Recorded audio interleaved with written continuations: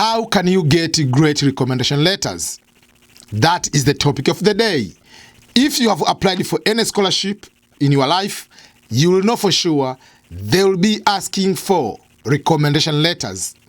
And if you have applied for jobs, they might ask also recommendation letters or your referee so that they can call them, they can ask specific questions about you. So how can you get good recommendation letters? What is it supposed to be written in the recommendation letters? Okay, welcome to the EBM Scholars. This is Ernest Boniface Makululo, EBM. And before I start, I would like to ask you to subscribe to my channel. After subscribing, then you can share this video to other people so that they can also benefit from these kind of materials. So we are talking getting a good recommendation letters. So let's start with the first part. Who is supposed to write a recommendation letter for you? Okay, that also depends on what kind of opportunity you have applied. If you have applied for academic opportunity, let's say you have applied for master's scholarships, PhD scholarships, education of that nature, bachelor degree, master's, PhD, postdoctoral. Usual, that because it's academic, among your recommenders must be your former professors, your teachers, people who taught you at the level you are in, you are going to another level. For instance, if you did bachelor and masters and you are applying for PhD, so most likely the people who taught you at master's level will be good fit to write recommendation letters. Yes, you might be having master's degree, but also you have been employed somewhere else. So if they ask for 3 recommendations, take at least 2 from academic because you are mainly going for academic. So then you can also have another one on the side of your work experience, your supervisor to be able to write something. But let's say you have applied to become a manager at company A, and they ask you 3 recommendation letters. I don't think there is a need to go to the university for asking for academic recommendation. Your professor to write this person got these good grades. They're not looking for good grades. They're looking for someone to work. If you are recently graduated student, I mean you just graduated, yes, it can make sense to have at least 1 or 2 your teachers to explain also your work ethics, your habit, work, whatever, things of that nature. But if you have already finished maybe 10 years ago your education, you don't need to go to ask for another job to get a recommendation for 10 years ago about your education, maybe your class, how did you do into one class, into maybe development studies 101. So that is something you have to consider, who to write a letter of recommendation. So you don't need just like all the time to be asking your former professors to write recommendation letters, because sometimes the non-academic sometimes don't require much of this person was so smart in my class. No, not of that kind. Yeah. But if you are going for grad school or you are going for undergraduate, someone who taught you will be a better person, a better fit for you to ask for recommendation letters. The first mistake people are doing is that when I explained it, not to know who can write. Recommendation letters are not supposed to be written by your relatives. These are professional, and to avoid the bias, they prefer not to put someone who is family related. Even if, for instance, my brother taught me at the university, but I cannot put my brother as my referee. It cannot work that way. It's just like you are a medical doctor to perform surgery to your son or to your daughter. It's not advisable because there is some sort of lack of judgment when you are in that situation, because it's a family related situation. So apart from that, don't write the person as your referee before you have asked the person to be your referee. This is a mistake many people are doing. Oh, do you have the number of Professor so-and-so? You just go down and write their name in your resume. Or they ask you, okay, blah, blah, blah, can you send me 3 referees? You just write them. Before you put someone's name down, the email, and the phone number. Make sure you call the person. Make sure you meet the person. Okay, I'm applying for this opportunity, or I'll be applying for more than 20 opportunities. They might call you. They might write you email about me. So, and maybe if you have applied specific jobs, you can let the person know. And especially when you are writing for recommendation, give if it's just a scholarship, if it is a job, go with a job description. Go to the information like, this is what I'm applying, these are my results, this is whatever. Someone to write exactly, they know you. That's what I'm trying to explain. Because many people don't get hired, many people don't get the scholarship because of the very poor quality recommendation letters. This is how it goes down. When they are going to, let's say, get people for graduate school, people are going to be given scholarships. So there are so many people applying. What they are going to look is the whole person. Like, what are your GPA, your recommendation letters, your statement of purpose, your test results. Maybe you took GRE or GMAT, or you took with the English proficiency test. They look all those kind of things is a package, but one item from those can take you out of the competition. For instance, if your recommender is just writing the normal recommendation to whom it may concern, not to whom it may concern, write specific. Don't take a recommendation letter you have been written 10 years ago. You are still putting in lamination and you are still using up to today. Go to the person and write, "Dear Admissions Officer, University of Colorado," specifically addressing, not to whom it may concern. It doesn't have a date, or the date is of 2010. No. Have a specific addressing email, letter, recommendation to the particular person, addressing to the particular program you are applying. If I'm applying for PhD, maybe to go to study at the University of Notre Dame, I'll go to my professors at the University of San Diego. They will write. They will talk about who am I, what is the relationship between we have. Like, okay, I've known Ernest Boniface Makulilo for 3 years. Under what capacity? The capacity of a teacher-student relationship. I was his teacher for what kind of studies? Like, he was graduate or master's programs. I taught Ernest this course, and I was his supervisor on his capstone research. You establish that. So you are giving your relationship based on that. Then, what are the accomplishments of this candidate? What are the things you think that this candidate has a good experience, will be a good fit, can be able to take the PhD studies, and overall his research plans, whatever, what he's doing can be beneficial to the community, or to the country, or to the world. So those are the things they're supposed to be there. So there is one way, just one day, not a tricky way sometimes, and this is a big problem we are having, especially in developing countries.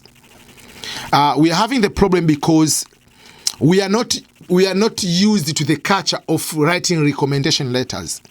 It is one of the responsibility of the professors. It's a responsibility of a supervisor to write recommendation letters, to be referee.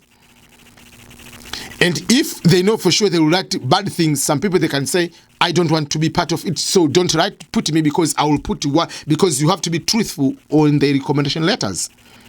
Because if you are a supervisor and you are going to write a lot of good things, but the person is going to be a bad person, it also reflects on you. So you have to be honest, you have to be truthful to the candidate and to the person you are going to do that.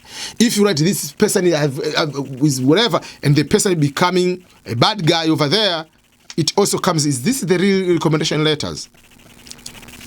And that is something also to consider. So sometimes you can try to write an email, create a fake email, write to your supervisor, write to your to your former professor. So and so, just to fake the name. I wanted to know some more information about this person. We are planning to hire this person as a manager on operations or manager on something. How do you describe this person? As a person, but as also as a part of the team, work ethics, everything. What he's going to write will let you know, is this one of the reasons why I don't get hired? Is this the reason why I don't get scholarships? Because someone is going to write a very short recommendation. Oh, I know this person, I taught this person from this year to this year. He was a good student. That's all. So please consider him if you have any other questions. Those are just a mere simple recommendation which doesn't help anybody. Try to make a phone call and pretend to be someone else that I want to know information about Ernest Makulilo. Can we hire Ernest Makulilo? You can hear if this, I say, oh, I even do not know this person, meaning you didn't even talk to the person before. So those are the things sometimes is very, very serious when it comes to recommendation letters. So while you're a student, create a very good friendship relationship, professional relationship with your teachers so that they can be also recommenders. Create a good relationship, professional relationship with your supervisors so that they can be able to help you. And they have to know that you have applied for certain opportunity. Sorry, everyone. Yeah, that is my alarm to remind me I have to wake up because it is 5 a.m. now when I'm recording this video. So, sorry about that. Let's continue. So, you need to have a relationship. And when you apply, they need to know what you have applied so that they can be in a position to recommend you exactly what they are going to do that. So, let me give some of the other mistakes people are doing. If someone is at the university, don't use the Gmail, don't use the Yahoo email account, those personal email addresses. If possible, if someone has the organizational company's email, use that one. So, John at University of Dar es Salaam, so udism.ac.tz, so-and-so at undp.org. You need to use the company's domain email addresses rather than the email of Gmail and Yahoo. Those are more professional. So I have some examples here of someone has written some recommendation letters. And this one are given as a sample from different universities. University of Michigan wrote one, and another university, I think in Pittsburgh somewhere. They gave some couple recommendation letters. Yeah. So this is one of example, and remember, if you are going to write the hard copy, like written recommendation letters, it must be into the company letterhead. If it's a university, if it's company A, it has to be on the letterhead, not just a plain paper you just write. No, it has to come with the logo and all other things to be written there. So this is the example. I'm reading one of the letter. I think it's from UC Berkeley, something like that. So, dear, maybe the recipient, dear admission officer, or if it is written, you have to address the specific letter to one person. Okay, it has sender's name, whatever, all the other things. So, it is my pleasure to recommend Jen Doe for admission to what particular program. So, admission to maybe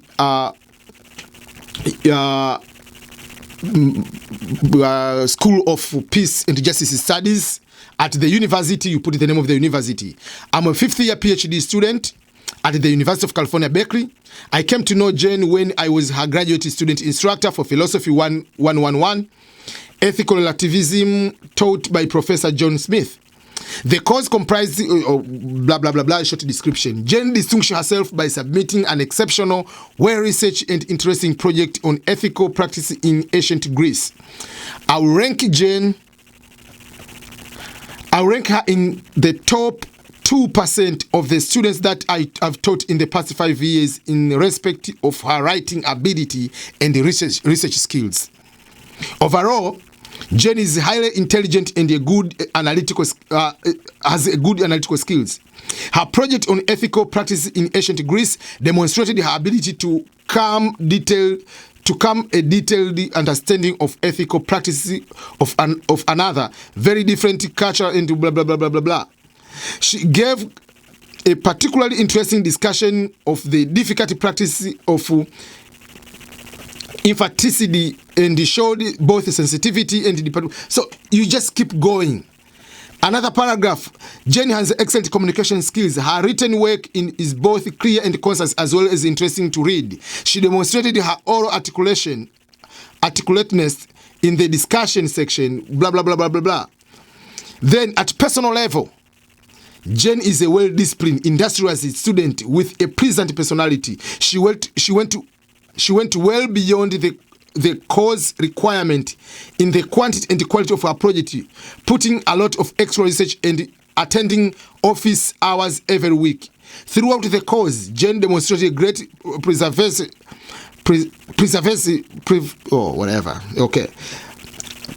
perseverance and initiative. Not only was she interested and motivated to learn material, but also put great work into assimilating it into her own experience and developing her own ideas about ethical whatever. So there are so many things going on. So these are the kind of recommendation you can be able to write. So it's not about just like just give this person this job. No. Another one from University of Michigan, for instance, I'm pleased to write a letter of recommendation for George Gump as part of his application to dentistry school. As George's instructor for Math 235 set theory, I found him to be conscientious, whatever, I don't know what that word is, and hardworking student. The course was not required for George's major. He took it out of intellectual interest and approached the material with the same curiosity and determination that applies in biology and medicine.